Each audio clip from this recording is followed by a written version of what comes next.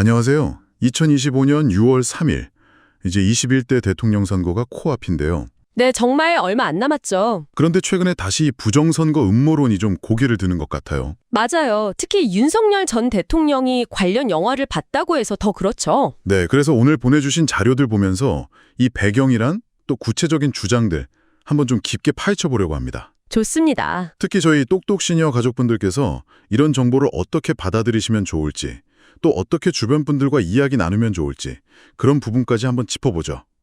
바로 시작할까요? 네. 윤석열 전 대통령이 최근에 한국사 강사 전한계 씨 그리고 이용돈 PD랑 같이 영화를 봤다는 거잖아요? 네, 기적의 시작이라는 영화요. 원래 제목은 부정선거, 신의 작품인가였다고 하고요. 제목부터가 좀 그렇죠? 내용이 지난 선거 결과가 조작됐을 수 있다, 이런 건가요? 그렇죠. 그런 의혹을 다루는 영화인데 사실 윤 전 대통령 같은 경우는 불법 계엄 선포 문제로 파면된 이후에 공개 활동이 거의 없었잖아요. 네, 맞아요. 그런데 이번에 지지자들 환호 속에서 이 영화를 봤다는 거고 이게 또 의미심장하게 해석될 수밖에 없는 거죠. 특히 과거에 그 계엄 선포 당시에 선관위의 군병력 동원 시도 이런 논란이 있었고 또 지금 내란 수괴 혐의로 재판받고 있는 상황이니까요. 네, 바로 그겁니다. 그러니까 이런 상황에서 부정선거 의혹을 다룬 영화를 봤다는 것 자체가 어떤 메시지로 읽힐 수 있다는 거죠. 영화를 만든 이용돈 PD 이력도 좀 흥미롭던데요. 아, 네, 과거에 소비자 고발이나 먹거리 엑스파일 같은 걸로 유명했었죠. 네, 그렇죠.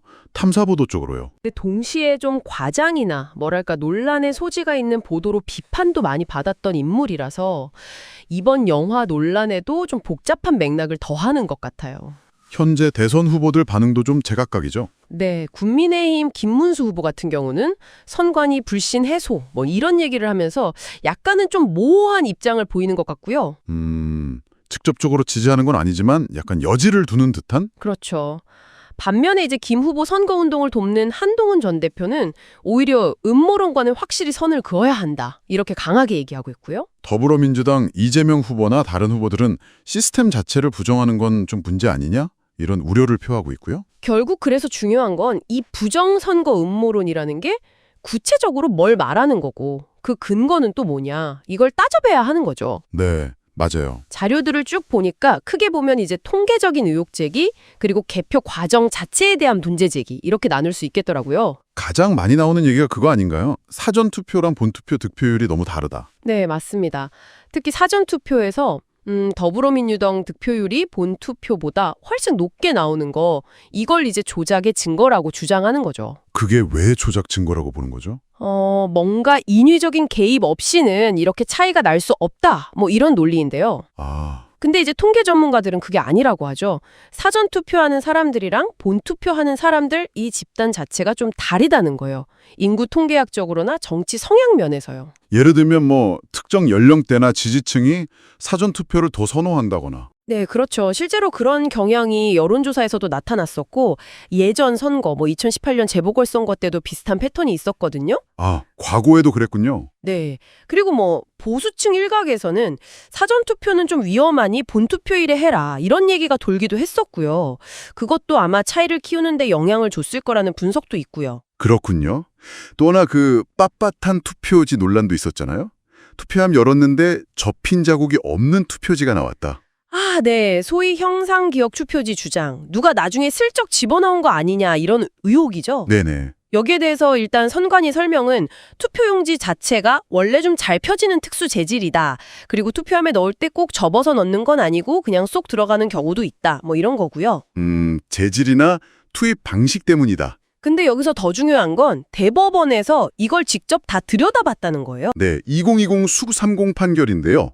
투표지를 직접 감정해보니까 위조된 흔적은 전혀 없었고 빳빳해 보였던 것들도 현미경으로 자세히보니까 미세하게 접힌 자국이 있거나 아니면 용지 자체가 작아서 접을 필요 없이 넣은 경우였다, 이렇게 판단해서 의혹을 기각했습니다. 법원에서 직접 검증까지 했군요. 네, 그렇죠. 그 외에도 QR코드 쓰면 안 된다, 투표지 분류기 그거 조작할 수 있다, 투표 보관함이 너무 허술하다, 이런 지적들도 있었는데. 네, 많았죠. 근데 보내주신 자료들 보니까 이것들도 대부분은 선관위 설명이나 법원 판단으로 정리가 된 내용들이네요. 분류기는 인터넷 연결 안 되고 QR코드는 법에서 허용한 정보만 담고 있고 보관 상자는 뭐 딱히 규격 제한이 없고 이런 식으로요. 네, 맞아요.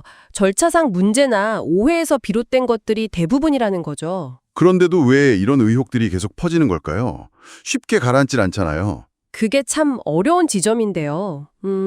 일단 기존 정치권에 대한 불신이 좀 깊게 깔려 있는 것 같고요. 네, 정치 불신. 그리고 정보 접근성 차이도 있을 수 있고, 또 뭐랄까, 사람 심리가 자기가 믿고 싶은 것만 좀 받아들이려는 경향이 있잖아요. 확증 편향이라고 하죠. 아, 그렇죠. 보고 싶은 것만 보게 되는. 네, 이런 것들이 다 복합적으로 작용하는 것 같아요. 그래서 이게 단순히 그거 틀렸어요 라고 말한다고 해서 쉽게 해소되지가 않는 거죠. 그리고 그 결과가 결국 선거 불복이나 사회 갈등으로 이어질 수 있다는 게 가장 우려되는 부분이고요. 맞습니다. 민주주의의 근간을 흔들 수 있는 문제니까요. 그럼 만약에 저희 청취자분들, 특히 주변 어르신들, 똑똑신이어께서 이런 정보에 좀 흔들리시는 모습을 보이면 어떻게 대화를 시작하는 게 좋을까요? 일단 감정적으로 그거 가짜 뉴스예요. 이렇게 맞서기보다는요. 네, 그러면 오히려 반발심만 살 수 있으니까요. 그렇죠.